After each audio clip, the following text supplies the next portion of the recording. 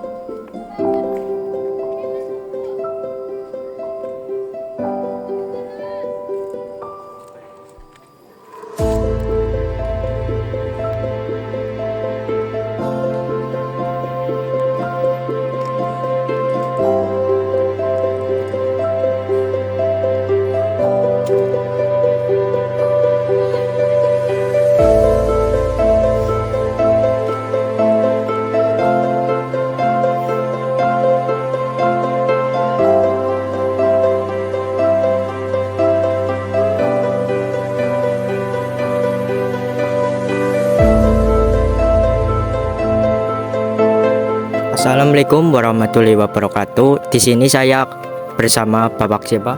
Bapak Angga. Di sini kita akan menanyakan tentang cagar budaya Watu Sinom. Pak, apa cerita atau legenda yang terkait dengan Watu Sinom?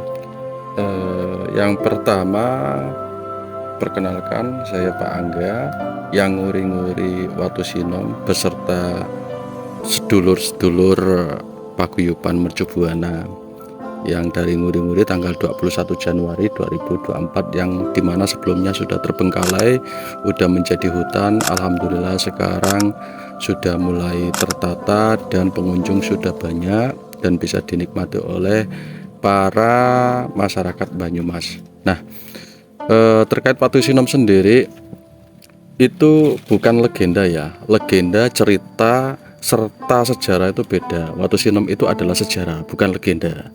Kalau legenda itu yang dibuat, cerita yang dibuat rakyat. Jadi Watu Sinom ini kenapa dinamakan Watu Sinom? Karena watu itu batu, sinom itu saudara tua dan saudara enom. Kenapa dinamakan Watu Sinom? Batu bersejarah bertemunya saudara tua dan saudara enom. Siapakah beliau? Beliau adalah Raden Banyak Catra atau Kamandaka dan Raden Banyak Ngampar atau Siliwarni, yang dimana beliau berdua adalah putra Prabu Siliwangi, yaitu dari kerajaan Pajajaran. Nah, perjalanan beliau sampai ke Watu Sinom ini, dikala waktu itu beliau akan mendapatkan tahta dari Prabu Siliwangi, hanya saja wajib memiliki seorang istri atau permaisuri. Di saat itu Kamandaka belum punya istri. Nah, waktu itu belum namanya Kamandaka ya, masih Raden Banyak Catra, bukan Cotro tapi Catra. Sunda itu tidak ada huruf O, A, Raden Banyak Catra.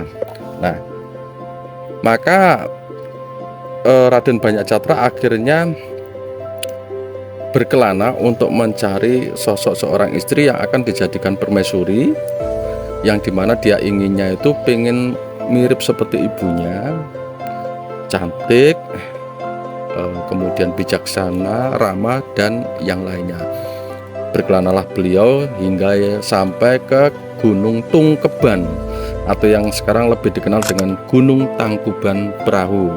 Di sana bertemu dengan seorang petapa tua yang bernama Ajar Wirongrong. Ajar Wirongrong adalah seperguruan dari mbahnya atau seperguruan dari ramanya Prabu Siliwangi. Di situ Raden Banyak Catra menceritakan semuanya, maksud dan tujuan beliau berkelana. Akhirnya Ajar Wirongrong memberikan gelar yaitu Kamandaka, yang artinya adalah kama itu nafsu, andaka itu kerbau atau banteng. Bisa disimpulkan makna dari Kamandaka adalah nafsu yang menggebu-gebu untuk mendapatkan sosok seorang wanita cantik yang akan dijadikan permaisuri seperti ibunya cantiknya. Kemudian bijaksananya seperti ibunya, mirip banget seperti ibunya, pinginnya seperti itu. Lalu Kamandaka sudah berganti nama ya menjadi Kamandaka. Kenapa diganti nama Kamandaka? Karena ya itu tadi, perjalanan beliau itu pengen menggebu-gebu untuk mendapatkan sosok seorang istri cantik, dan juga sebagai penyamaran agar masyarakat atau rakyat itu tidak tahu bahwasanya beliau adalah seorang putra Raja Siliwangi. Akhirnya diarahkan dari Ajar Wirongrong itu mengarah ke selatan Gunung Slamet. Nah, akhirnya beliau pun juga langsung ke sana, dan tepatnya sampai ke Gunung Slamet, terus ke selatan hingga menemui sebuah kadipaten besar yang dinamakan Kadipaten Pasir Luhur, yang dipimpin oleh salah satu adipati besar yaitu Adipati Kandandaha. Nah, kedatangan Kamandaka saat itu pas bertepatan dengan budaya yang ada di Pasir Luhur, yaitu Kuraskali, yaitu Kuraskali Logawa. Nah, namanya budayanya itu Kuraskali. Tapi di situ ada perlombaan, yaitu mencari banyak-banyak ikan. Siapa yang terbanyak dialah pemenangnya. Maka di acara tersebut semua masyarakat Pasir Luhur, Kadipaten Pasir Luhur, dan juga termasuk dari prajurit serta Adipati Kandandaha pun juga turut serta mengikuti lomba tersebut, termasuk juga Kamandaka. Nah, di saat itu pun juga putri bungsu dari Adipati Kandandaha yang bernama Ciptarasa pun juga ikut. Nah, ternyata Kamandaka itu menang di acara tersebut, terbanyak mendapatkan ikan. Maka menjadi sorotan oleh Adipati Kandandaha. Siapa itu kok menang? Orangnya ganteng, gagah, ya kan, sakti kayaknya, kok bisa menang mengalahkan sekian banyak masyarakat. Seperti itu ya.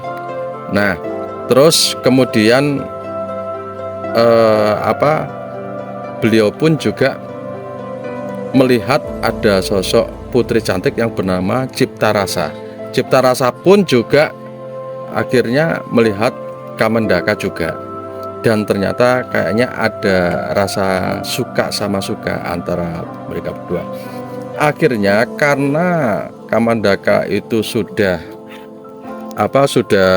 menang di acara tersebut, menjadi sorotan, patih daripada Pasir Luhur yang bernama Patih Reksanata akhirnya mengangkat Kamandaka menjadi anaknya, menjadi anak. Nah, disitulah akhirnya Kamandaka pun juga mengabdi di Pasir Luhur sehingga menjadi prajurit Pasir Luhur. Suatu ketika Ciptarasa karena suka sama Kamandaka mengutus abdinya ke Kamandaka, mengutus mbahnya untuk menemui Kamandaka, untuk menemuinya di Kaputren. Kamandaka tidak mau. Kenapa? Karena hal itu adalah tidak diperbolehkan. seorang pria itu tidak boleh masuk di sebuah kaputren. Itu larangan besar. Itu sangat larangan besar dan bisa dihukum. Seperti itu. Namun lambat laun karena disuruh terus akhirnya Kamandaka pun juga datang ke kaputren, dan kemudian beliau pun juga akhirnya ketemu sama Ciptarasa, lalu beliau dipergoki oleh prajurit sehingga prajurit pun juga melaporkan ke Adipati Kandandaha, sehingga Adipati Kandandaha pun juga akhirnya murka dan juga marah, sehingga Kamandaka pun juga akhirnya dikejar-kejar. Di saat itu Kamandaka pun juga sudah lari Kamandaka, karena dia tahu itu adalah sebuah kesalahan karena masuk di kaputren. Nah, pelarian itu atau menjadi buronan itulah yang banyak peninggalan atau jejak-jejak Kamandaka. Hingga singkat cerita, di kerajaan Pajajaran, Rama Prabunya yaitu Prabu Siliwangi itu sudah rindu, sudah kangen sama Kamandaka atau Raden Banyakcatra ini, sehingga mengutus adiknya yang bernama Raden Banyak Ngampar untuk menyusul Kamandaka atau Raden Banyakcatra. Banyak Ngampar, susul kakangmu, sudah sekian lama tidak pulang-pulang. Baik, sendika dawuh Rama Prabu, akhirnya diutuslah adiknya Kamandaka yang bernama Raden Banyak Ngampar. Nah, akhirnya karena beliau diutus oleh ramanya, otomatis harus berkelana, maka beliau pun juga mengganti namanya menjadi Silihwarni.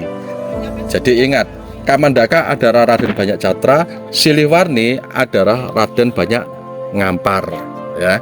Nah, akhirnya diutus sehingga beliau diarahkan sama Rama Prabunya yaitu Prabu Siliwangi ke selatan Gunung Slamet, tepatnya di Pasiluhur juga. Di situ pun juga akhirnya beliau mengabdi dan menjadi prajurit di Pasiluhur, dan langsung mendapatkan mandat untuk mengejar yang namanya Kamandaka, karena dia adalah seorang buronan yang dicari oleh Pasiluhur karena sudah masuk kaputren. Nah, akhirnya bertemulah Silihwarni dengan Kamandaka di suatu tempat dan akhirnya bertarung, tapi habis itu lepas lagi. Nah, suatu ketika lama dicari tidak ketemu lagi, akhirnya mendengar dari telik sandi Pasiluhur bahwasanya Kamandaka itu menyamar menjadi penyabung ayam. Di saat itu Kamandaka memiliki ayam jago yang sangat luar biasa yang bernama Kalamercuk yang diberikan oleh Nyi Kertirarasi.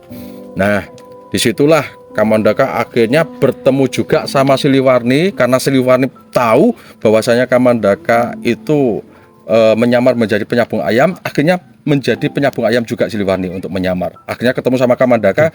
Nah, di saat bertemulah itu Silihwarni memberikan patrem atau sejenis senjata kecil atau keris kecil yang ada pada jalur ayamnya. Nah, ketika sudah bertemu seperti itu, harusnya biasanya kalau sabung ayam itu yang kita tahu itu biasanya ayam ketemu ayam. Nah, ini ngelemparnya bukan pada ayam, tapi ngelemparnya langsung ke lambung Kamandaka, sehingga lambung Kamandaka pun juga terluka. Ketika terluka itulah terus Kamandaka terus lari, terus kemudian ada satu tempat yang dimana dia berteduh di situ, masih hutan alas. Banyak banget keluar darah, bocor, maka bersabdalah Kamandaka, suatu saat kelak tempat ini akan aku dirikan sebuah padukuhan kebocoran. Padukuhan kebocoran. Dulu namanya kebocoran. Lambat laun ke sini menjadi bocoran. Nah, terus kemudian masih lari, kemudian ketemu lagi sama Silihwarni adiknya, bertarung lagi di suatu alas yang dimana alas itu sangat luar biasa rimbunya, bertarung siang dan malam tiada henti. Karena tenaganya seorang Raden, seorang putra Prabu itu sangat luar biasa, jadi siang dan malam sehingga ora kober mandek, ora kober liren, sehingga bersabdalah Kamandaka, suatu saat kelak tempat ini akan aku dirikan padukuhan kober. Nah, jadi masih banyak jejak-jejak beliau seperti desa-desa yang sekarang sudah didirikan, dan hingga suatu saat ketika akhir cerita sampailah dia di Watu Sinom ini. Nah, di Watu Sinom ini Kamandaka di atas, kemudian Silihwarni di bawah. Hai Silihwarni, prajurit pilihan Pasiluhur, naik ke atas kalau berani. Ditantang sama Kamandaka. Ketika Siliwangi mau naik, kemudian Siliwangi menghunus senjatanya, ternyata senjatanya sama senjatanya Kamandaka. Dua-duanya mengeluarkan senjata yang sama karena itu adalah pemberian dari Prabu Siliwangi, kerajaan Pajajaran. Siliwangi, siapa engkau?